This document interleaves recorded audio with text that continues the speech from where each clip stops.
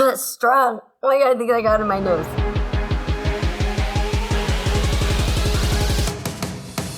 Hello, Hunnay. It's your girl, Jeannie Mai here, and I am about to pour it up with ELLE on Thirst Trap.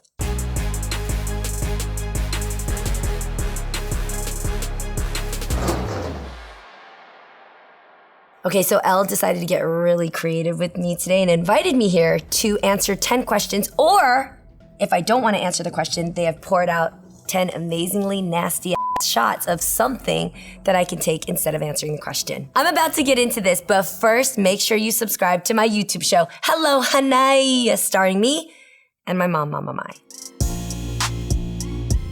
Okay, here we go. Tell us an embarrassing red carpet story.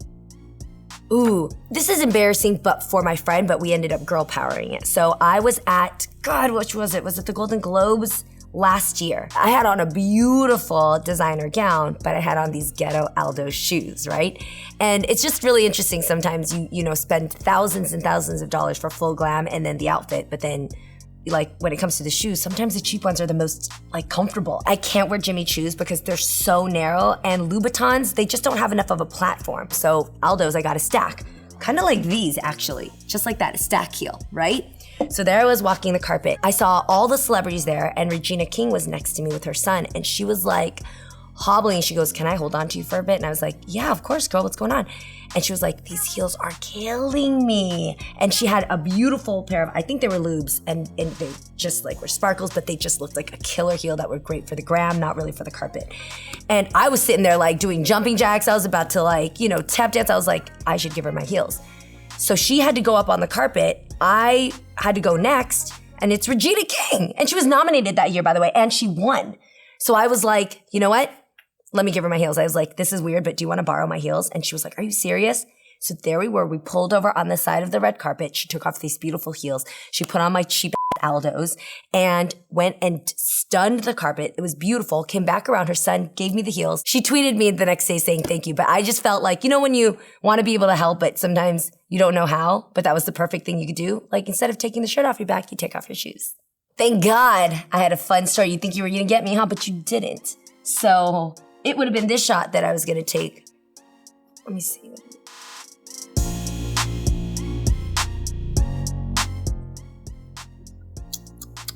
Oh, it's like really old Mountain Dew. Nice try, guys. What is your biggest insecurity?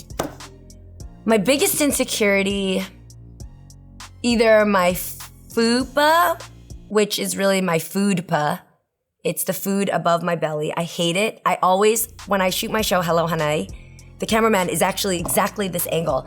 And I sit like this, and I always tell him, please, please, please, Mario, tell me if I have a foodpa. And he's like, no, you look great, Jeannie, you look great. I think he's been conditioned by his wife, because every time there's a foodpa, and it's huge. And actually, I screenshot it every time and I send it to him. I screenshot it, I name it. Sometimes it's a rice pot that serves 4, sometimes it serves 2. It depends on what I ate the night before. So that's my biggest insecurity. Thank God I didn't have to take the second shot. Oh my God, this smells good. It's like grape aid. It's like grape Gatorade. Am I right? No. It's grape something, but damn, I would have chugged that. That looks good. What does Mama Mai do that annoys you the most? Okay, are you ready for this? You're not ready for this. I need you to sit back for this one. So you see these beautiful, wide, gorgeous eyes that I have? Well, they're illuminated with a pair of wispy lashes, like most women enjoy putting on their lashes. Well, I enjoy taking them off at the end of the day. And if they're in good condition, I will rewear them a couple more times because they're shaped to my eye and I think they're perfect.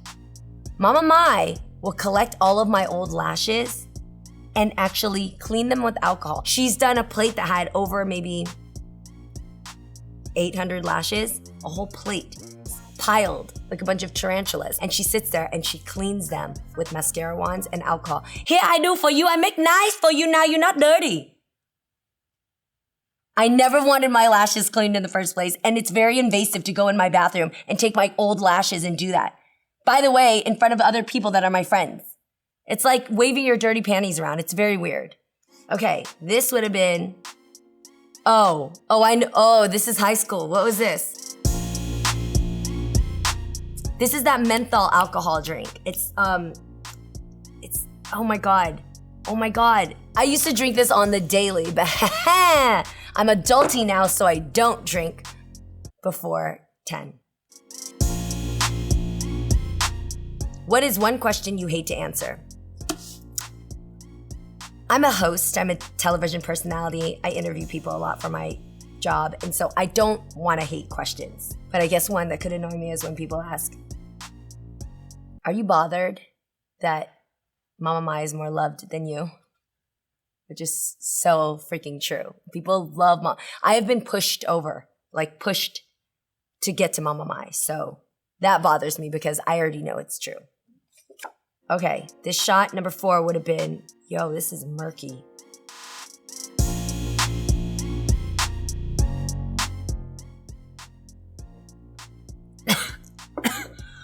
That's strong. Oh my God, I think I got it in my nose.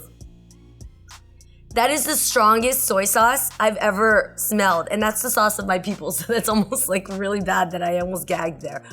That is terrible. I would have died drinking that, guys. You guys are trying to kill me. Sing 60 seconds of your karaoke go-to or take a shot. My go-to song, and this is fresh in my mind because the writer of the song came to the reel the other day, it's Diane Warren. My go-to song for karaoke is Nothing's Gonna Stop Us Now. It was featured in Mannequin. Y'all are too young to remember that, so don't even try. Absolutely Google it and watch it because it's one of the best films in life. You made this body so that I could come to life. So I said, mine the Twilight Zone, or am I just nuts? It goes a little something like,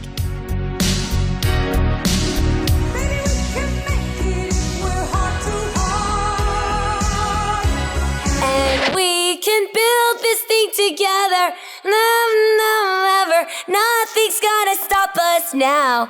And if this world ran out of lovers, we'll still have each other. Nothing's gonna stop us. Nothing's gonna stop us now.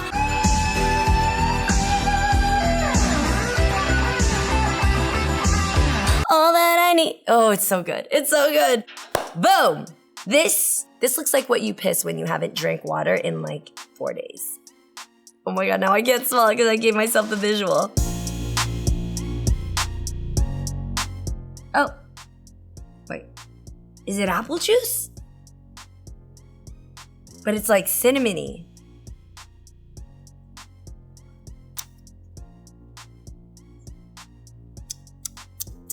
It's apple juice, but like expensive type of apple juice. It's got like alcohol in it or something. Which tattoo do you regret and why? All of them. Don't get tattoos. I hate them. They're disgusting. Here's why. Tattoos change with the times. They change different styles. I got them with big old block ink when now tattoos are light and airy and fairy. And the tramp stamp I live with is going to go 6 feet under with me. And I really want to like separate from that tattoo and that time of my life. Don't get tattoos. I cover my tattoos with makeup a lot, actually. I think that tattoos are like accessories, right? Sometimes if I'm wearing like a really ornate outfit like this, I'm not gonna wear like big old bicycle hoop earrings, you know, or any super ornate makeup. So I don't need tattoos coming out from all different ends either to distract from my outfit. So I do cover my tattoos a lot with makeup, which is why I'm telling you, don't get tattoos. All right, this shot right here. This is the color of your pee when you've just taken too many vitamins for the day, but you're so fresh and so clean now.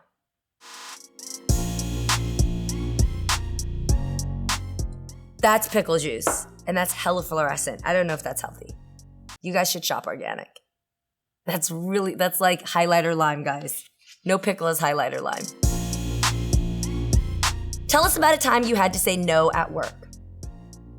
What I think is interesting and very flattering is we meet a lot of guests on the show, and when I got divorced, I would get like hit on by a lot of the different guests, and I just don't want to, oh my God, I was just gonna say I don't want to mix business with pleasure and like date somebody off of my set, but then I'm doing that now, so that's not true. But at the time, I just really didn't think it was good to get involved with anybody until I was really ready. So I said no a lot to those dates until I was ready. Ta-da! I am so freaking glad I did not have to take this shot. Are you looking at this right now? That is not healthy. If that's coming out of your pee, definitely go check in with your doctor. This, oh my God, it moves. It looks like the drink, the high school drink we used to have, brain hemorrhages, but this looks like it has been sitting for a really long time. I'm so glad. Yep, it's Bailey's. It's Bailey's with some other curdly Ooh, it's bad. Ooh, I'm so glad I didn't take that. I'm way past those days. I'll be having rosé now. Do you see yourself getting married again?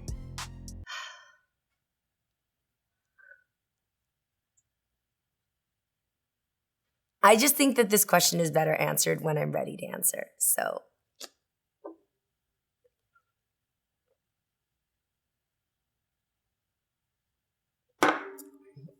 Ugh.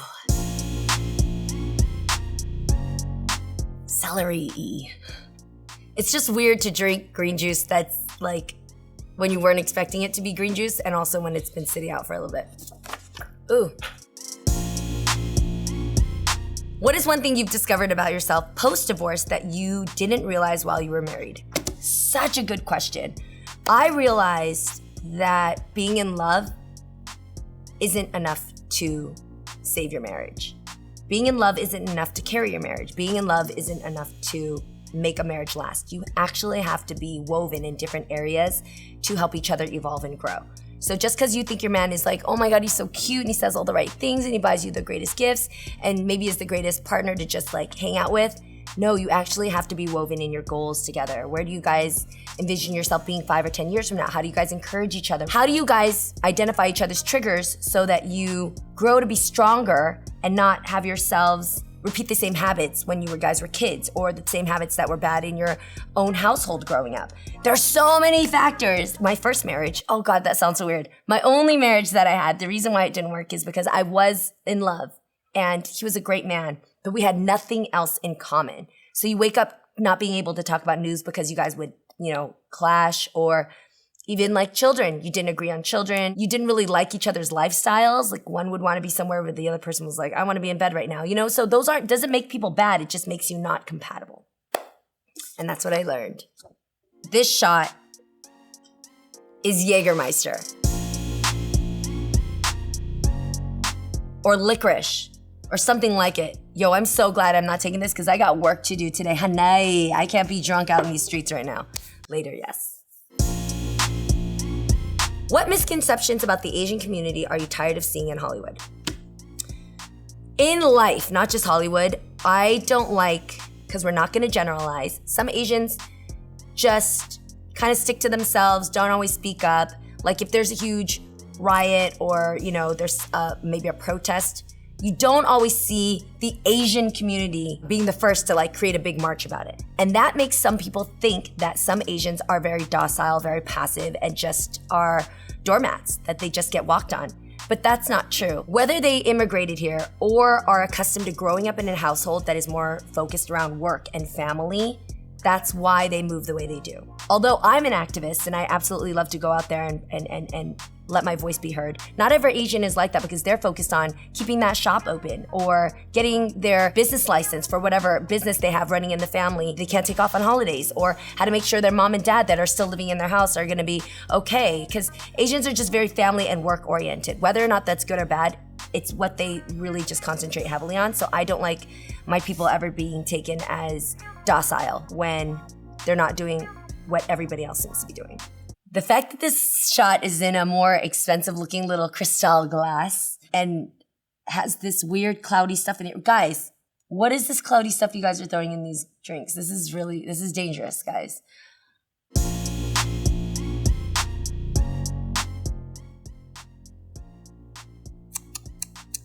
Oh, it's